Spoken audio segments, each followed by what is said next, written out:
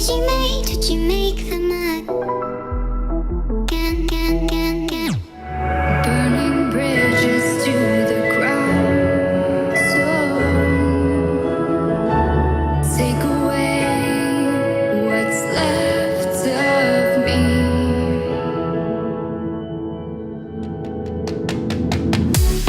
Blinded by the ones I lost, connecting lines of which we crossed.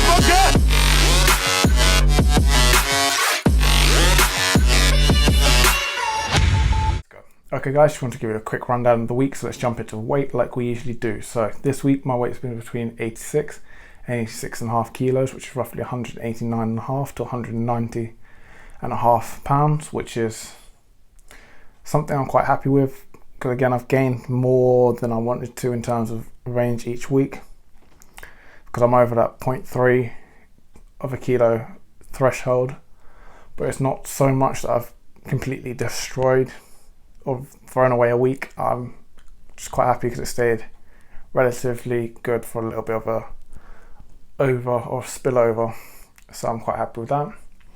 Moving on from there, my calories have been around 4,100 calories. I'll put the actual number on the screen here, but again I'm quite happy with that because this makes sure that I'm actually gaining weight and allows me to gain as much as I have. I might have to cut it down to a little bit to make sure I hit that 0.3 of a kilo per week range and no more, but again I'm quite happy with this because I definitely did gain weight this week.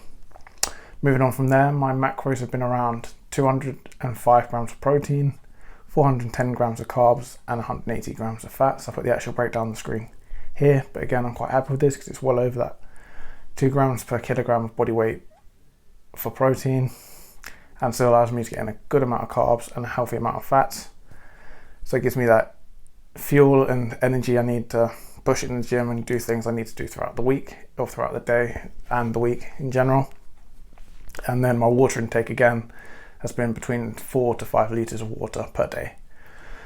So let's move on to the Monday pre-testing session, and for me I found it a very boring session because I was trying to work an RPE of 7, which is meaning I'm leaving 3 reps in the tank on every set.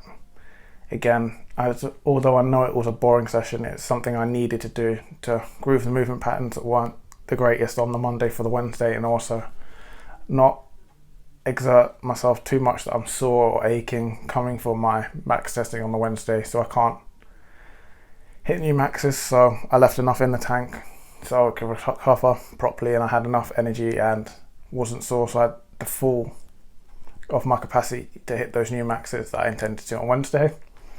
So let's move on to Wednesday max testing. So again, I was a little bit annoyed that it didn't progress as much as I wanted, but it progressed at the rate it should have.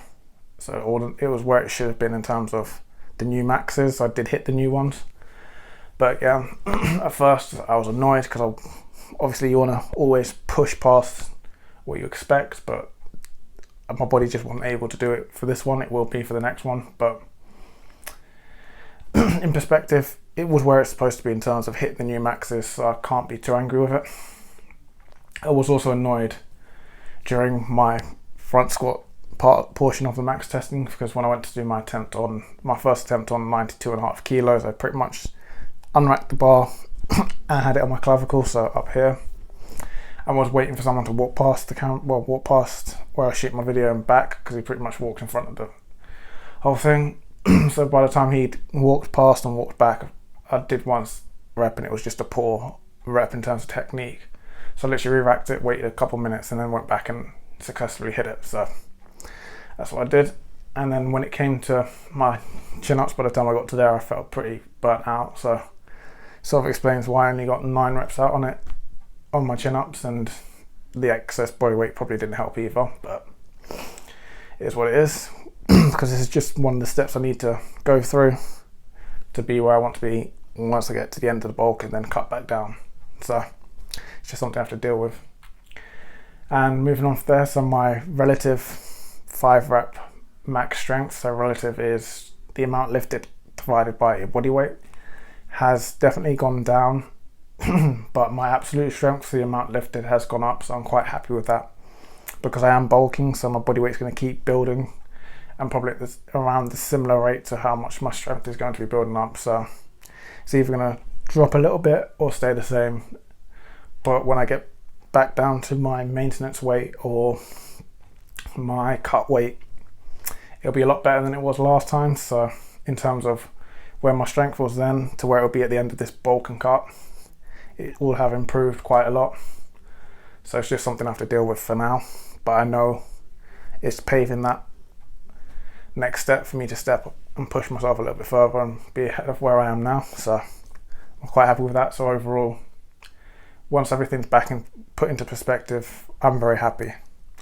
So moving on to the Friday session, so the post max testing training session, I was pretty much doing an upper body session because I had to because where my legs were still sort of burnt out and my right knee was aching, so I decided we'll just do an upper body session, let those things recover so I can hit the ground running next week.